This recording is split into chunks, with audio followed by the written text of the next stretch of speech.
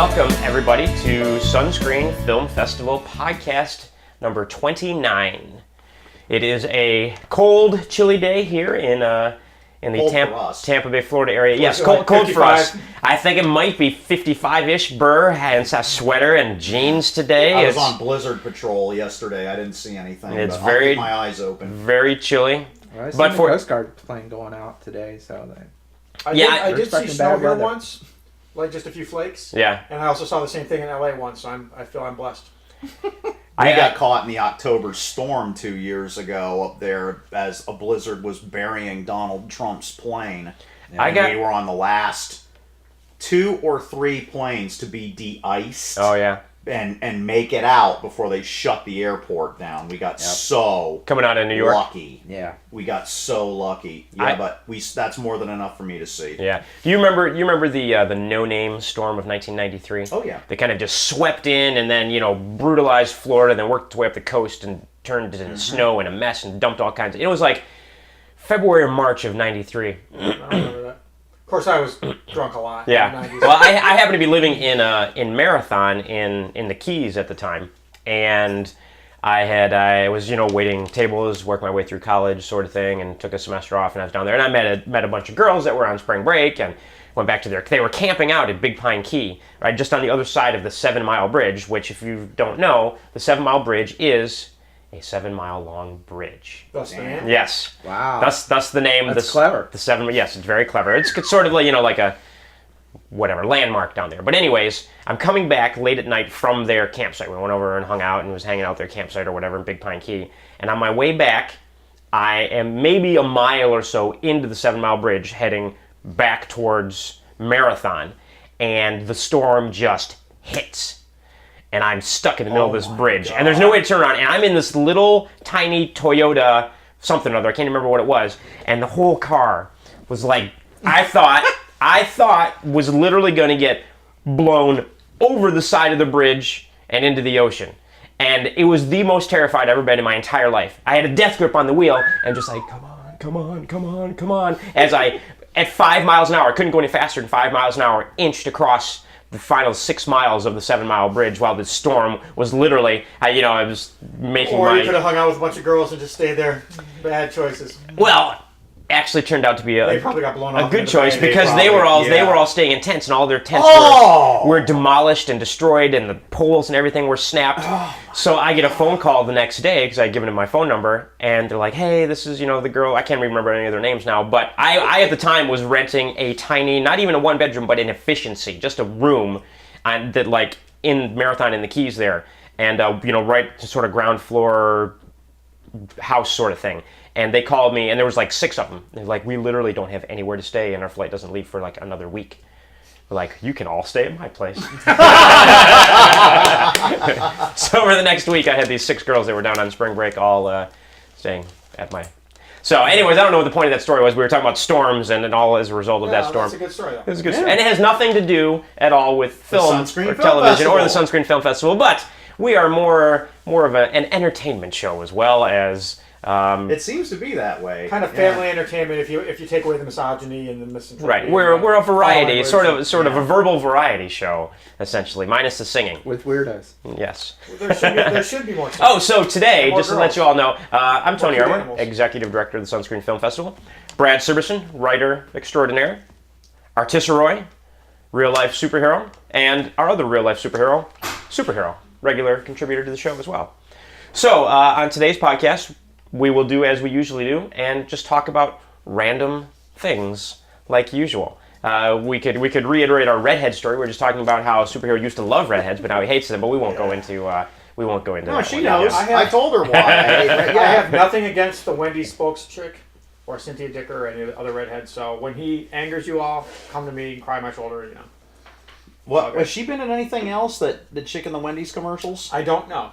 Isn't she actually Wendy? So they say she's No, actually No, Wendy. there is an actual Wendy, but she's a heavy-set redhead. Right, Yeah, she says, "Hi, I'm Wendy," but the other one, then they get one that portrays Wendy, who looks like the girl that used to be in Buffy the Vampire Slayer, but she's way too young. So it's sort of like Milli Vanilli, but it's for fast food. But One of them killed themselves. Yes. My Milli God. Vanilli. Yeah. Was it Millie or Vanilla? Does anybody know? I don't know, but one of them's dead. Now there's only Millie or Vanilla. Or Vanilla. So it's only... That's sad, man. Well, yeah, I can't... What a fiasco. I remember... Is that the only time in history that a Grammy's been revoked? I think so. Not like a Grammy really means anything anyways. But Well, to them it's like an to them, Oscar. it's like an I Oscar. do like. Do you remember The Simpsons where Homer wins a Grammy and then he's all depressed because he lost his family, so he gives it to the busboy as a tip, and the busboy's like, "Oh wow, an award statue! Ah, hell, it's a Grammy." He throws it out the window. Clink. Yeah. No, I don't remember that one, but that is funny. So yeah, I don't know. I know the one Millie or Vanilla committed suicide because they were so distraught because people just brutalized them. I mean, okay. I actually remember. So you lip synced an album. Yeah, who cares? Who cares? I'm a real live superhero. I get brutalized all the time. I'm not right. killing When I went to the records myself. for years after that, this guy came in and wanted to buy that album. It was out of print. He's like, "I don't care if they lip sync it. It's a good album. I like it. What's the big deal? Why can't I buy it?" I'm like, sorry, dude. Yeah, no, It's just not exactly. that. And at first you can be like a little annoyed, and then just get away. Sure, and now people, if you're watching, say, the Super Bowl or some big event show, or even the Macy's Days parades and They things all like. lip sync. Well, they all lip sync, but then they all say what they started doing as a result of that whole thing is like, oh, we're not. They actually give them a live mic. They play the track and they lip sync to the track, but they have a live mic. So they can sing with their own live track. And You know what's really funny about that is everybody So it's remembers the like band ad The lib. Human League, right? yeah. Yeah. The Human League supposedly were such bad singers and musicians when they started they couldn't even really play instruments. Yeah. That for their first tour, they played their album and they just walked around the crowd and did a meet and greet while their album played. Did not go over well at all. Right. Everybody off. And they had, but that's what I remember reading that somewhere. Wow, that's cool. Yeah. The Monkees got a bunch of grief because people said they didn't play their own instruments. Well, nobody played their own instruments. They all used studio musicians. Yeah. Jimi Hendrix, drummer, was a studio musician. And those guys a lot of times are the best. They are always the best. Right, They know that's how how- to that's play how their they're working at a studio. Right, that's why. Right, Because their job is to that's why- play anything and everything. Right, they are better. Your Neil Pearts, your Geddy Lees, stuff like that are all studio musicians. That's just the way it is. So, I remember now when the Monkees, well, they don't tour anymore because one of them is now dead, but when they were on tour, a friend of mine went to see him and said Peter just walked out on stage by himself and picked up one of the guitars and started playing it. And Davey came out with a mic and said, "You can't do that. We don't play our own instruments." And he says, "Well, it's not mine. It's Mike's." And they. I wish the new Monkees He's would tour poking once fun in a at while. himself. It's kind of annoying. Yeah. Does anybody even know about the New Monkees besides you? Somebody has to. Somebody had to have lost their job over that. Yeah, that's true. That was a late '80s attempt at reviving the Monkees, with new people. but with new people. Their album's really good. The Elvis Brothers wrote at least one of their songs, and they're one of my favorite bands ever. So I wonder if I could find a clip of there's a bunch of clips. the New Monkees. Oh, is there? Yeah. Did they? Now they did. The New Monkees did They had an a show. album. Did they do a show too? They had an album. They had a show. They had videos. I mean, it didn't last long, but they had everything. It just tanked. Oh, okay. Yeah, so you could actually find the pilot and everything. My God. Online. Wow. I would love to own it. Actually, I think there's. I'm surprised they don't sign at cons and stuff like that, you know? The funny thing is, I remember when that tanked, I bought their album more because I heard that one of my favorite bands wrote one of their songs. And I bought their album for $2 on CD, and now it goes for like crazy collector's prices because all Monkees fans want it just to have it. Right. Even though they're not like. Wow. Why is there no sound? Because the sound is down because we're talking. I'll turn it That up a looks little like... This is the New Monkees. it's so 80s. This is the New Oh, Monkees yeah. video. bit. But the song is catchy as hell. Look at the hair. Catchy as hell. Yeah, I remember listening to the album that you have or whatever. Were they called Davey, Peter, Mike? No, they had their own names. They had their Jared own is the names. only one I remember off the top of my head. Do you have a poster of him still on your wall at home? I never had a poster. Oh, okay. I thought maybe, since he's the only one you remembered, he was the one you had your crush on. It was on The the ceiling. It is totally Monkees. With silly videos and everything. It's also very Flock of Seagulls. Yeah! Yeah. And this is even a little late for the whole Flock of Seagulls thing. This is late 80s. Yeah, all the Do songs. you think of course, that may have been what hurt it? Was they kind of missed the boat? I think what hurt it is people weren't willing to buy the new Monkees. They either like the Monkees, and even if someone liked this music, they think it's just too artificial, Well, you know what's funny? They probably could have given them a different name and But then, maybe been successful. actually, a great trivia about this is I said one of my favorite bands wrote one of their songs. The band is a band called the Elvis Brothers, and they were kind of like a Stray Cats, but more of an early 50s vibe to them. Terrific band. They had 2 albums and they lost their record contract because their albums didn't do that well. Whatever record label did the New Monkeys approached them and said, look, we'll give you a new record contract and we're going to give you a TV show, shoot some new videos for you, a whole new album. You can write the songs. All you need to do is call yourself the New Monkeys. And between that and playing dive bars in Chicago and working day jobs, they said, yeah, we'll take the day jobs. No, we're not doing that. Wow. Yeah, we're not doing that. We'll write some songs for you, but we are not going to be the New Monkeys. I would have been the New Monkeys. I know. So I sort of got to give them props for that. It's just like, yeah, no. Speaking of new, any word on Super Clyde yet? And they working on the. You said that they have cast. For those people that don't know, Super Clyde is a TV pilot that was picked up. I think CBS is doing it about a real-life superhero, since we have 2 real-life superheroes here, and the godfather of the real-life superhero movement. And we're interested in what's going to happen with this. Where the hat comes from. What do you think you're doing making Super Clyde without me? Yeah. What's wrong with you? So Rupert Grint, who many of you probably know That's a made-up name. as the you would think Come on. Donnie Darko, Rupert Grint, Rupert Grint, J. Jonah Jameson. who is the Ginger from the Harry Potter films. I'm sure he'd rather be referred to by something else as no, he's a, we got a Ginger who's a real. That's what I thought was funny. They're getting a Ginger to play a real life superhero, and we have a Ginger who's a real life superhero. I'm trying to keep from walking in front of the camera all the time, but 3 of these, yeah. He would rip this kid's head off like a phone book or something. Though our Ginger is this tall. He's got arms this big. He's a mercenary. He's been to Iraq a few times. He's a paramedic. He's a firefighter. He was in the Stan Lee show. Well, maybe they got. They just did. Maybe they got him to do this because he's the. Well, we got him to do it because he doesn't look like a. Right, he's the more typical nerd that actually does this. It's sort of the kick-ass version. Girls like him. You see all the girls sitting behind him and everything. Well, you know what's so funny is that's the odd thing about being a celebrity. You could be the ugliest person on the planet, and even a Ginger, and the women will fall all over you. Or a small dog that has somehow crept into our studio here. Yeah, come on. And is making themselves known on camera. So yeah, Rupert Grint, the Ginger, will be Super Clyde in the CBS TV series. Yeah. That's very popular in Britain. Is it going to be a British show? No, it's a CBS is doing it. This is the clip from Top Gear on the BBC, obviously. Right. If anybody sees this program that's working on that program, the guy that made this shirt, which you can get at spreadsheet.com, Real Live Superheroes. The shirts are available on Spreadsheet, but he builds a lot of the costumery, uniforms, whatever you want to call it, for the superhero community. He can sew spandex. Yeah, that's hard to do. Yeah, very hard to do. So wrestler quality spandex. What's this superhero? He's a real life superhero himself, right? Yeah, Razorhawk. Razorhawk. Yeah, he used to be a pro wrestler too. So Razorhawk actually creates other real life superhero costumes. He's built a couple for me. Yeah, very cool. Atomic Hero Gear. Atomic Hero Gear. If anybody watching or working on Super Clyde, they need a costumer. So he's like the Taskmaster of real life superheroes. Right. Go to Atomic Hero Gear and give him a job if you're working on Super Clyde and you need somebody to do costumery. He does great work. And in the meantime, if you want one of these, go to spreadshirt.com and get yourself a real live superhero shirt. So since we got nothing specific we're talking about, see if you can find on your magic wand disc plate there trailer for a movie called Massacre at Central High. Massacre Last night, a good friend and I were watching. We had a little cynical 80s double feature. We watched Heathers and Donnie Darko.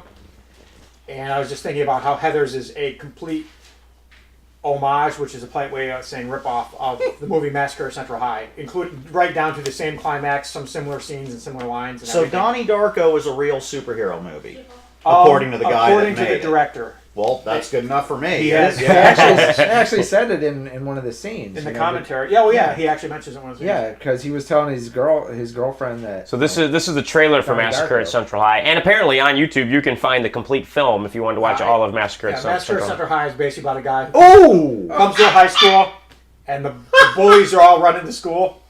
So he helps the underdogs defeat the bullies by basically killing them. And then a new group of bullies just takes over. The people who were the underdogs become the new bullies. And It's just endless cycle. Is that Eric Estrada? I don't think so. This was in the 70s, but You know what it reminds me of when you just said that? It reminds me of a movie called The Wave.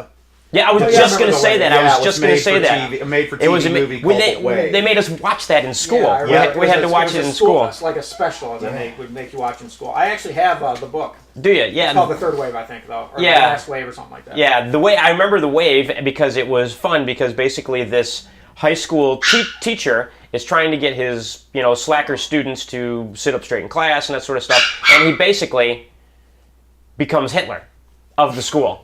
Yeah, And and get they him- have a little pin with a wave on it. Yeah, but the Yeah. whole thing that was his whole point, though. Because people were asking... It was a history How class, did- and they were like, yeah, how did that happen? Yeah, how is it possible? How No, is that it? was based on a true story, right? Yeah, no, I do remember that. Really? I Yeah, didn't know that. that guy got fired, of course. I don't think he ever taught again, but... Wow. Yeah, that was his whole point. Was people were like, well, how can this happen? He's like, well, here, I'll show you how this can happen. And he started basically employing some of the same strategies or whatever that. Real experience of Palo Alto High School in April 1967. My God, it happened before I was born. Yeah. And if you think about it, only 20 years basically after World War II was over, which is interesting. I haven't. It's been so long since I've seen this movie. I may have to sit down and watch The Wave again sometime. This is the complete 44-minute episode. Might just have to plug in the old YouTube here and watch The Wave at we're not going to force you to watch that on the podcast because You've got YouTube. You'll turn it off. It's boring. You're watching us on YouTube. You could find The Wave here on YouTube as well. But yeah, I actually remember liking it, and that's what the actor that plays the teacher. He's in everything. He's in He was everything. the mutant in the senator that got turned into a mutant in X-Men the X-Men 1. movies. One of the X-Men movies. He's been in. Oh, yeah. You'd Ed say- Begley. Ed Begley. Ed No, Begley? no, it's not Ed No, Begley. it's not Ed It's Begley. not Well, Ed Begley. That's who you're. Nope. That's who No. In the X-Men.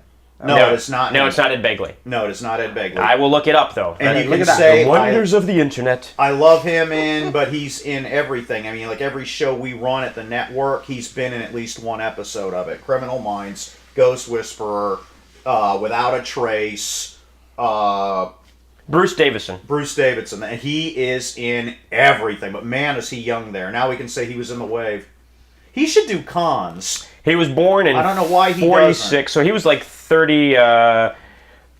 No, when did that come out? That show come out? That was in the late 70s. I don't know, whatever. He was in his 30s essentially when he did The Wave. But yeah, he was in everything. Yeah, he is in everything. Is in everything. Now, he's in all the Christmas movies we ran. He's in all those. Literally, if you look at his acting, so here's the thing about being an actor in Hollywood. He's not an A-list guy. He's not a. He's so B-list, he's A-list. He's not like Bruce a Campbell. he's not a guy that you would be like, Bruce Davison is coming to the film festival. You'd be like, oh my God, Bruce Davison is coming to the film festival. Lines around the block, people would just see his face and be like, oh, that guy. But he's been in 196 different films Good or journeyman actor. television episodes. He works, yeah. He works. Yeah. Sometimes I think that's a debate. Like of course, a lot of people say, I want to become an actor because I want to be famous. Well, the answer to that is, go be a serial killer or something You like shouldn't that. do anything because you want to be famous. Right. Jerry, when I interviewed Jerry Springer even, he told me, do this because you love it, not because you're going to become rich and famous,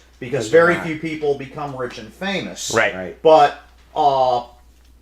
are you better off? I mean, like if you're rich and that you've been on one show for years and everyone knows your name and you're, or a guy like this that is just a good journeyman actor. He's been in everything. He's gotten to stretch his range and show his chops. I mean, because if you're playing a different thing all the time, you're playing a senator turned into a mutant to school teacher. Right. Okay, you're really stretching your range there. Not if you play the same cop in the same show for 12 years and then you're typecast anyway. If you ever get anything else, you're going to play that cop again. Yeah. Who's better off? Stop and think about it. Who's better off? I think it's also nice, someone in his position, he can go to the store and buy a box of blueberry and not have people bug him. Yeah. Well, I would. People would recognize him and be like, but they're not going to harass him. They'll He's just be not like, going to get a crowd. He'll get one or two people like, oh, hey, and that's kind of nice. Yeah. One or two people. But to have people constantly... Jog my That's like us. Yeah. Well, yeah. We Some get- we guy. get- I was we out get doing recognized cardio in the sometimes, park the other day. Yeah. And I went to get in my car, and some guy came up and knocked on my window. as I was getting in my car, and He's lucky he didn't get shot. it crossed my mind. But You wait for him to reach inside the car first. I looked, and I'm like, yes. He's like, superhero. I was like, yeah, that's me. Shook his hand and talked to him for a while and everything like that. Like once in a blue moon, we get. Yeah, it happens. Yeah. Well, and you know, that you enjoy it then if it's once in a blue moon. Yeah. Jog my memory. Who played Bud Bundy? What was the name of the actor? The actor that played Bud Bundy. David Faustino? Yeah. Thank you, Yes, David Faustino. The day after the pilot aired, this was before the whole Riola the Ayatollah thing that skyrocketed them and everything. He wore a Married with Children t-shirt and went to the mall just to see if anybody would recognize him, and nobody did. Nobody did. He remembers that to this day. Funny. Of course, like within a year, he'd have gotten his clothes torn off and he'd gone to the mall. Well, and you know what's funny too is if you're a TV actor like this guy, like Bruce Davison, been in 196 different things. Awesome. He's doing 2 or 3 episodes of a series, and then he does 1 episode of a series. Then he does a movie, he does another. And you know what? The guy is not. You're gonna be like, oh, that guy is like a bazillionaire. No, he's not a bazillionaire. You don't get paid much to do 1 episode of television. He makes a living. He makes a living. He's probably got himself, because after doing so many things over the years, he'll get residuals. You get, but your residual, you could get a $5 residual check from a film you did, 20 years ago, whatever. Whatever. You're not making a fortune off it. He probably makes a decent living, has a nice little home. Since he's a SAG actor, he'll have a pension put away from the 196 projects that he did. But he's not going to be what you consider like a famous, wealthy millionaire driving around in Lamborghinis and all that other stuff. Like Rebecca Staub. Right. I just friended her on He's an average guy. Facebook. She's been in it. She was Sue Storm in the Roger Corman Fantastic Four movie. I saw her. You know what? She was better than what's her name in the. Way better. She looked better. She looked better. She's better. Yeah, way better.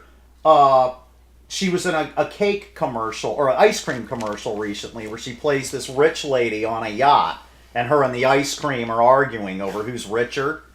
And I wrote her on Facebook and said, "Was that you?" A couple of weeks later, she sends me back a request. Why, yes, it was, with a smiley face on it and everything. But just good journeyman actors and actresses that have worked constantly. But and this is the thing too. This guy, like I said, from an actor's point of view, he's gotten to test his range. Yeah. He's played everything. He played a chick. Remember, Mystique would turn into him. And then he was like an evil version of himself, the senator that he played. He had to play both ends of the spectrum there. It's like some guy recently has told me, he's given me a part in a movie this year, and he wants me, of all people, to play an introverted character. I think that's casting right up there with Tom Selleck as Eisenhower, if you ask me. It's like, really? Me? But I'm going to give it a try. Well, because you're going to stretch your range. Do something different. You've got to. I don't know what he's thinking. I see a lot of blooper reels coming from that. Yeah, me too. Unintentional ones that, But I'll give it a try. But this is how you stretch your range. You do things like, usually I play thugs and mugs and stuff like that, and I'm very good at it. That's the only thing I cast him as. Yeah, I'm very good at it. I need a big bald guy. Yeah. Call a superhero. Yeah, I'm good at it. But now you want me to play Strawberry Shortcake. Okay, I'm going to test my range here. Aren't you going to be playing a kaiju coming up soon? I think so. Yeah. There was been talk about that, but I'd be good at that. I want to be on the set of that. I just want to. I want to take 200-pound worth of latex on a 200-pound guy in a model city. I can do that just fine. But that'll be awesome. See me out there. Hey, we're having a very, very good time. We got a strawberry shortcake. Let's go screw up Purple Pie Man's day for it. See that's beautiful. I get an Oscar for that. But me. So, anyways, the point of the long convoluted rant, Alan Moore script, is test your range. And if you play the same guy over and over again, you're not testing your range. Yeah, that's why, of course, actors, whenever they hear of a different kind of role, they're like, ooh, I'd like to try that. You always see, like, some actress who always plays, like, in a romantic comedy. Like, she's done a dozen romantic comedy movies. She wants to play a serial killer. Always known for being in romantic comedies. I want to be a serial killer or something. The best killers. Watch a show called Criminal Minds. It's been on for 8 seasons now. The best killers are played by Jason Priestley, Jason Alexander, Jamie Kennedy, Frankie Muniz. Yeah. Really? Yeah. Oh, yeah. He's like child actors. Because now they're going to say, now I'm going to show them. I saw Jason Priestley play somebody who flipped out. Oh, shiny Luke style. Perry. on somebody. Yeah. No, Luke Perry. It was Luke Perry. Right, He and was all great. the fan fiction that I write and stuff like that, Luke Perry becomes the president of the United States. I love Luke Perry. He plays like a David Koresh type character. And if you want to see people stretch their range, watch that show, Criminal Minds, and look for the ones where the pretty boys, the teen beat covers, the funny people, stuff like that, all play the killers.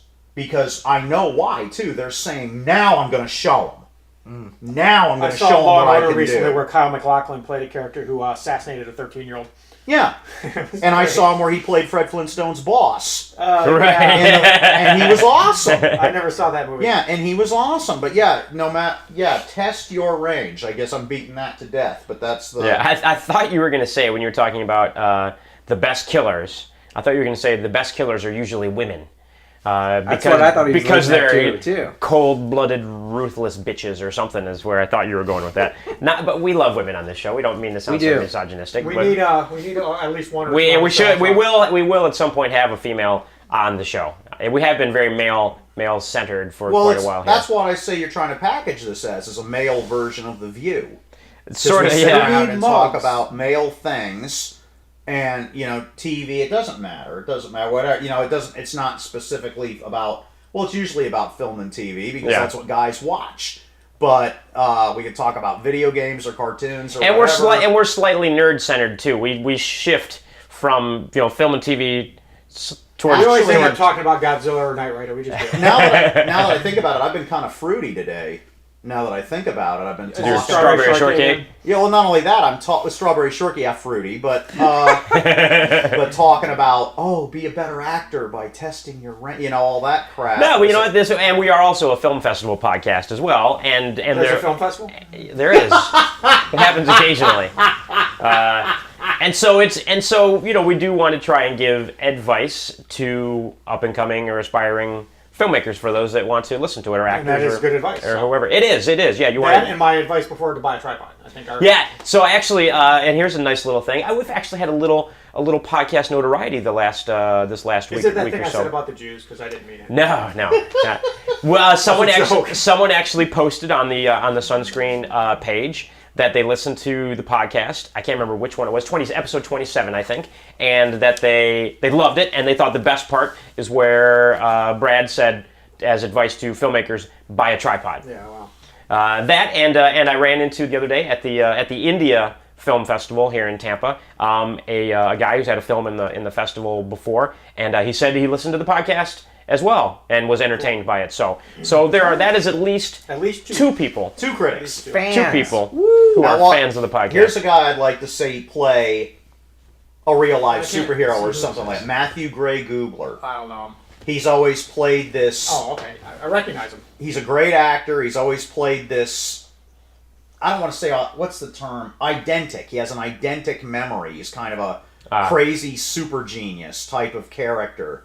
And I'd like to see him try something else. Yeah. I'd like to see him play a different type of character than that. Yeah, I think a lot of the actors would like to play different characters themselves, and just like you were saying, sometimes you don't get the opportunity. You just get. And the thing is, unless you're like an A-lister, you really got work. And if somebody keeps giving you the same type of stuff, you're like, right. Yeah, right. You always hear actors say, oh, you're so happy to be working on this project, and da da da da da. And they always say, I'm just happy to be working.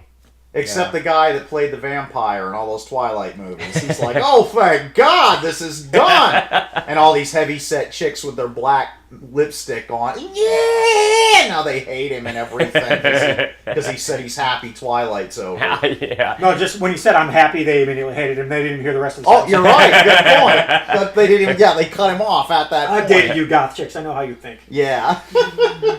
Well, that's a situation where if he has any sort of profit participation in that film at all, just a half a point on the back end. Yeah, he's doing okay. He's doing okay. So he can pick and choose his. Yeah, he's doing okay, and he probably after the first film got a pretty good payday for the last two. So it gives him a little more ability to go out and hunt and pick his. Now here's Joe Montana.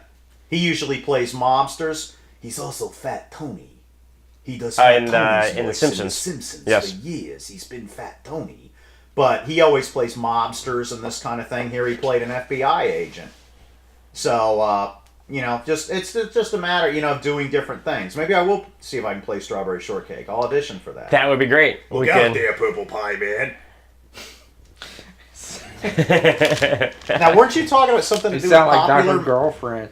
It's Popular Mechanics. Yeah, Popular Mechanics did a movie technology awards thing, and I thought it was interesting. I sent Tony a link to it. Yeah. And I just made some scribbles before I came over here. So Yeah, they were just they went through and would say sort of like the MTV Movie Awards, like Best Kiss or whatever sort of thing. It was the best whatever sort of stuff. Yeah, they had best explosion, right. best vehicles, da da da da da. It was basically about the technology that's used in Hollywood, because Hollywood does a lot of tech, and a lot of this stuff is it's one off.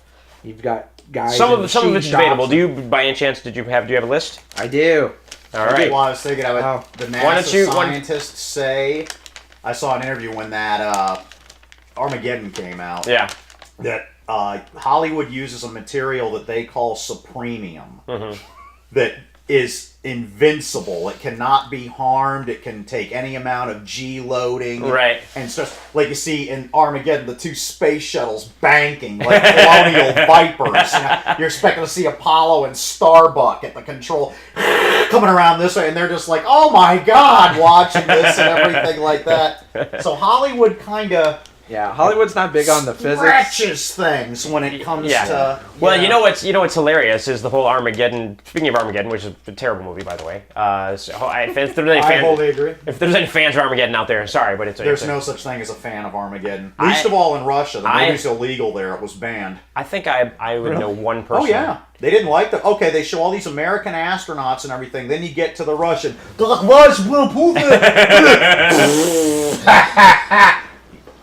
Banned.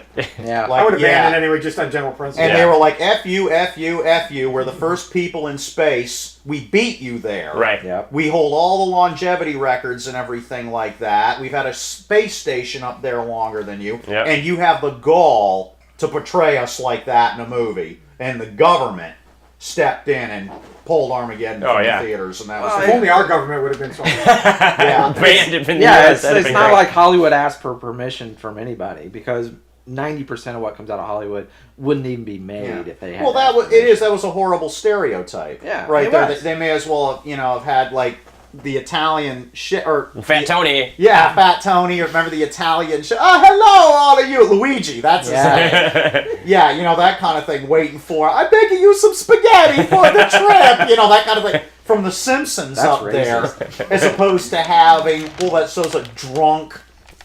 You know what? It would be swarthy Russian. Having the drunk swarthy Russian would be the same thing as throwing a black guy with a big old afro talking jive.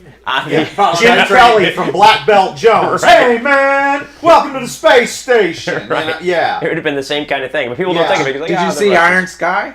Did you see that? I don't think I saw. Well, that's different. You can stereotype Nazis all you want to. Well, they stereotyped the black American astronaut. So he was a basketball player. Ah. So yeah.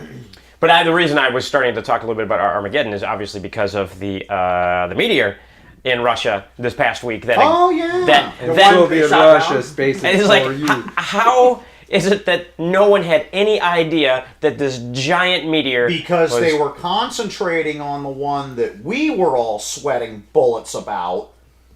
Just in case anybody doesn't know out there, you might as well know this since you're interested in film and television anyway. All satellites around the Earth, broadcast satellites that is, are in what's called Clarke Orbit. And it's named after Arthur C. Clarke, the guy that wrote 2001: A Space Odyssey. Nerd. Because he figured out the math at how high and at what speed, down to the foot, that a satellite needs to be in to stay in geosynchronous orbit over the Earth. In other words, if there's a satellite over my head right now in geosynchronous orbit, no matter how the Earth spins or anything, it's right over my head. Right. Until I move. It's stationary. And the actual altitude is like 22,000 miles and some feet. Anyways, the reason they weren't paying attention to this meteor, asteroid, whatever you want to call it, coming is because we had one at about 2 o'clock Friday that came ripping right through Clarke Orbit. Oh, yeah? And we were terrified. It was going to take out a TV satellite. Not a bunch. Really? Boom, boom, boom, boom, boom, boom, boom. Like it was going to, because it was coming below Clarke Orbit. They were all, it went right into Clarke Orbit and just like a bowling ball through. Yeah. Where's my CSI reruns? Right. Everybody's cell phones, everybody's TVs, everybody's satellite, everybody's everything. Just all of a sudden, boom! That would have been awesome, I think, actually. That's why everyone was more concerned. Somebody would have actually had to read a book.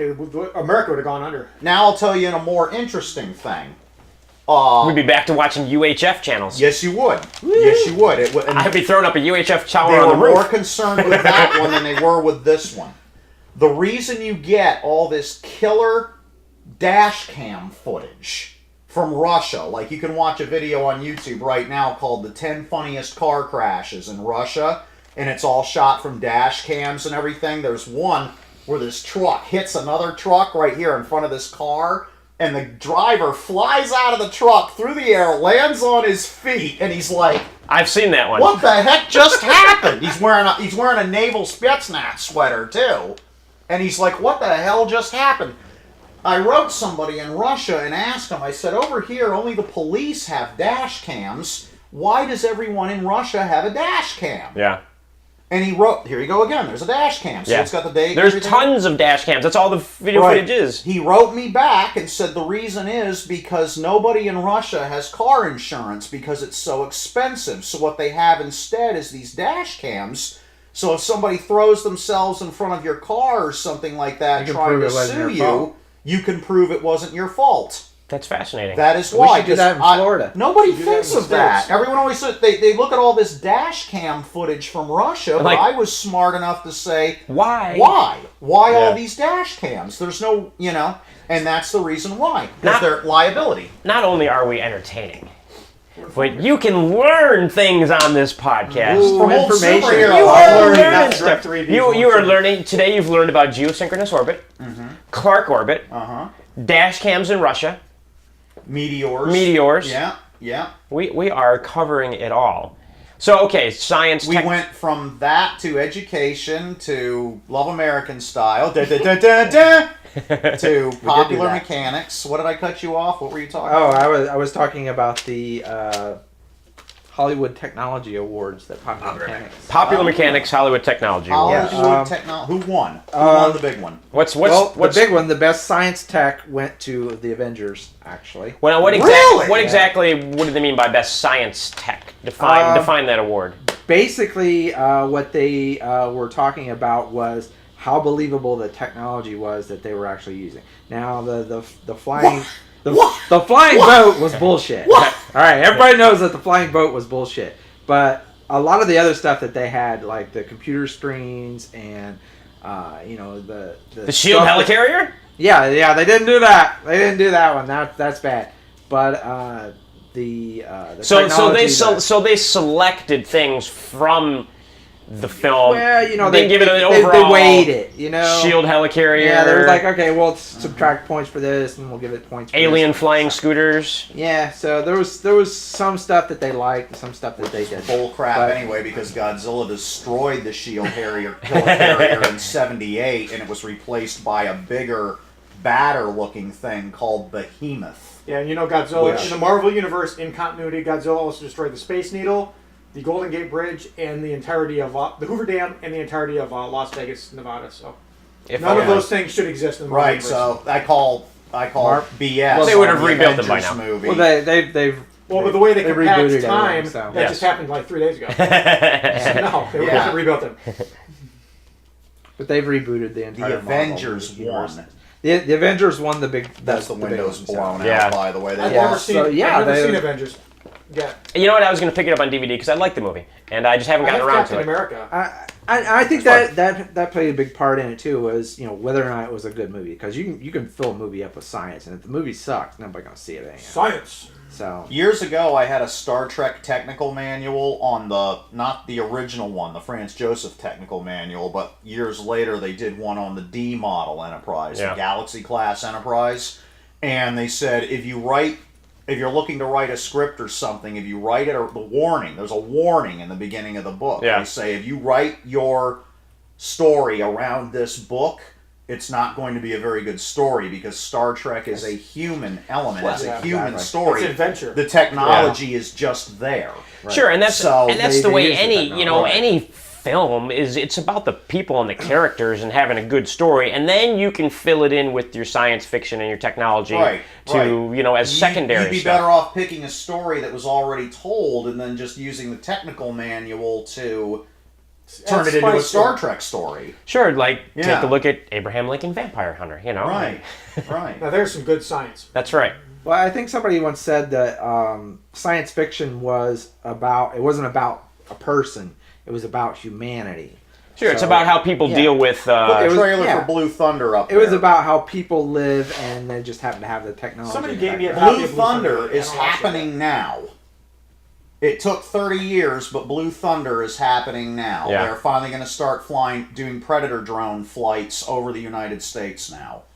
They've cleared the path for that, and it took 30 years for Blue Thunder to come true, right. But it did. Look at all the stuff in Star Trek that's coming. Well, and again, that's the same, that's anything with science fiction is you come up with it, and then usually 30, 20, 40 years down the road, whatever it is, as somebody gets around to making it. Blue, it's different. Star Trek's coming true. Why don't you tell the audience Blue Thunder is coming true. That you should be terrified. You should be hiding under your bed. Why don't you tell But it won't do you any good, because they'll see you under it. Why don't you tell the audience what Blue Thunder is, Dale? Blue Thunder was one of the only movies, even as a boy, I saw this in the theater at least 4 times. I would walk over to the Plit 4 theater, because I didn't live far from it, and saw this 4 times. Not, I'm an aviation guy. I spent the day yesterday poking around air museums in Orlando.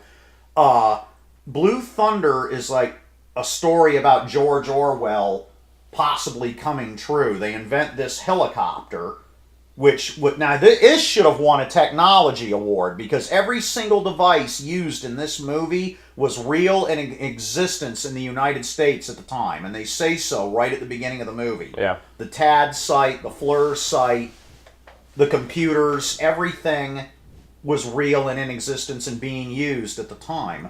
But it's basically about the government going overboard and peeking through your windows and watching you and videotaping what you're doing and everything else when they don't have any right to be doing that.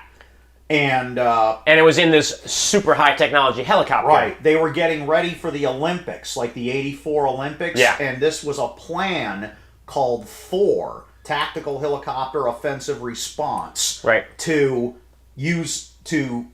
get a riot going.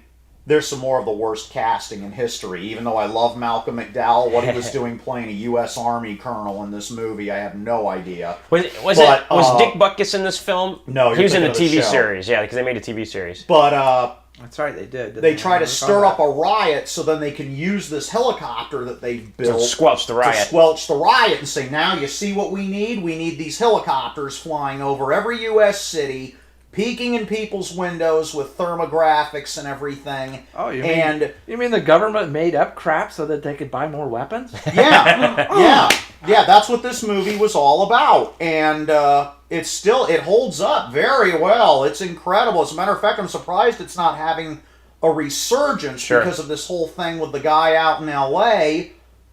That was the thing. That's the excuse that they used. Was this ex-cop out in L.A. Oh, good, we need to fly Predator drones over the United States. Now, get them in the air. Yep.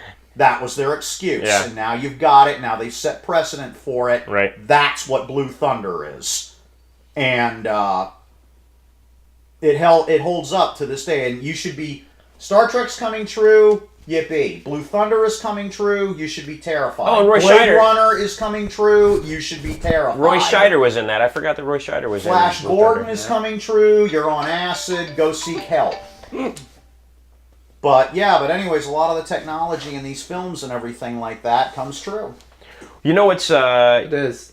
Science fiction is science truth with plus time. You know. Mm-hmm. You know, it's Daniel Stern's in it too. He's really, really young. The 80s.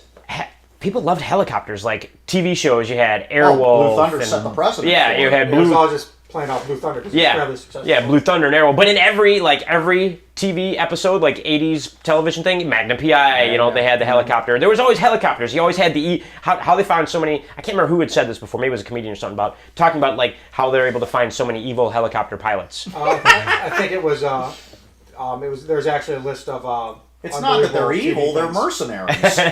You go where the money is. Especially, you spend a lot of money getting your certs, like your twin turbine there, and that Bell 222 and everything. So you want to recover your money. Well, we just have a couple minutes left on the show here, so why don't you rattle off a couple more of the technology awards? We'll see if we have any comments on those. Awards. Let's see. Biggest one went to the Avengers. Biggest one went to the Avengers. Vehicles. They mentioned Dark Knight Rises for their vehicles. And, I don't think they really have to be real vehicles, just movie vehicles. Oh, okay. I'm trying to think of there certainly had to be better movie vehicles than Dark Knight Rises. Yeah, the crappy styrofoam tanks that you can't see out. I haven't seen Dark Knight because it just looks so dark, and I was like, you're not missing. It just drags on. I wish I had. On and on. Yeah, I like the previous two, but that one was just. Best explosion they had for Skyfall, and I'm sure that you probably saw that. I like Skyfall. Skyfall was a good film. They blew up the DB5, and they said that was a laser scanned model, that they had scanned a real DB5 and printed it in 1/3 scale and then blew it up. That's cool. Yeah, so I thought that. Hey, I like Skyfall. Skyfall was good. Okay, so all right. I'll give you Skyfall for best explosion. I'm still thinking on vehicles. There's got to be something better than. Yeah. Best makeup for Men in Black 3, which I did see that. I don't know if anybody else saw that. I did not see it. Science Vehicle Hollywood this year. It doesn't have to be. No, it doesn't have to be real. Doesn't have to be real. Fun. Men in Black 3 was actually really good. It was a lot better than the second one. They have fun things. They have fun things in there, like the noisy cricket and stuff like that. So yeah, I'd give it. As long as if they did actual, since it's the best makeup, they did actual real makeup and creature and alien makeup, as opposed to CGI stuff. Then all right, I'll let you. That would be for me the biggest thing, as long as you actually made something. Right. Yes, they did, and all of Men in Black 3 was a tribute to Rick Baker's work in Hollywood. Oh, interesting. So he actually played one of the aliens in there. So very cool. All right, what else we got on the list there? Let's see. Best gadget was for the spacesuits in Prometheus, which were actually functioning spacesuits. Wow. Now that should have won the big award. Yeah. So that's cool. They were they were liquid cooled. They had LCD lighting, onboard systems. The computer screens that were on them, all 100% real. There you go. And I haven't seen that either. Because, I'd like that takes the award for me. People have a variety of opinions on Prometheus, but I didn't think it was bad. Yeah. Best stunt, again, for Skyfall, was for the motorcycle chase at the first of it. Yeah. And the reason that they give that best stunt was because they converted some of the bikes into HD cameras so that they could get the view. So they actually had these bikes with these big cameras mounted on them that are driving across the rooftops and stuff. So that was pretty cool. Best digital was Life of Pi. Just from the trailers, I would have to agree with that. I haven't seen the film yet, but the trailers are pretty. God dang, is it gorgeous? Yeah, the Life of Pi, and I didn't get a chance to see that one. I went to see it, and they'd already pulled it out of the theaters, and I was like, well, it's nominated for an Oscar, so I think it's replaying again right now. But they'll do that. They'll pull a movie and sit on it. If it gets nominated, then they re-release it. Re-release it. Yeah. So it's playing right now, and I do want to see the film because it does look stunning. Yeah, as far as the cinematography point, it's like holy crap. It's a beautiful piece of work, and this is Ang Lee's work, and it's always a mixed bag with Ang Lee. You get really beautiful stuff, but the story is sometimes hard to follow. Didn't Ang Lee start his career doing Jean-Claude Van Damme films? He's an action guy. I know that. But I mean, he's moved on. He does a lot of other. He's done a lot of other stuff since then. But didn't he start out doing Jean-Claude Van Damme slow motion pigeons in the air and I know that Van Damme's Kevin doing. Smith likes him. I remember listening to a Kevin Smith commentary where he said, "Notice here comes the guy with the gun." And now you don't see anything. All you hear is blam, blam, blam, scream, scream, scream, blam, blam, blam. The reason is because I'm not Ang Lee. He says, I can't shoot action. Right. He says he's never been able to shoot action. He can't shoot action, so he always cuts away from the action while it's going on in his films and then comes back. Interesting. Whereas, but you don't think of Kevin Smith as action when you... Right, but he actually said that, but he likes... That's what he said was, I'm not Ang Lee. Yeah. I can't shoot action. So he likes Ang Lee. Kevin Smith can't shoot action, and we are done for the day. Are we just about out of time here? Footage yet? Yeah, we're just about out of time. All right, let me pitch something real quick. Yeah, absolutely. My latest Trash of the Titans, if you like the Hobbit, Lord of the Rings type movies, that book is free all week on Amazon. Free download for either the Kindle or read it on your computer. So go to Amazon, download Trash of the Titans. Trash of the Titans. Free through Friday. Film review book on all of the different fantasy films. Conan the Hobbit, that type of thing. Written by Mr. Satanism is the author. Is the author. Very good. Trash of the Titans. Download it now for free this week only on Amazon.com. Thank you. See you next week. Spreadshirt.com. Get a real life superhero shirt. Quick, hype something.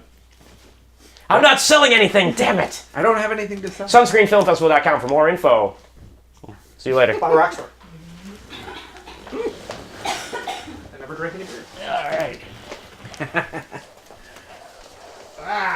Yeah, I even say that to all these conspiracy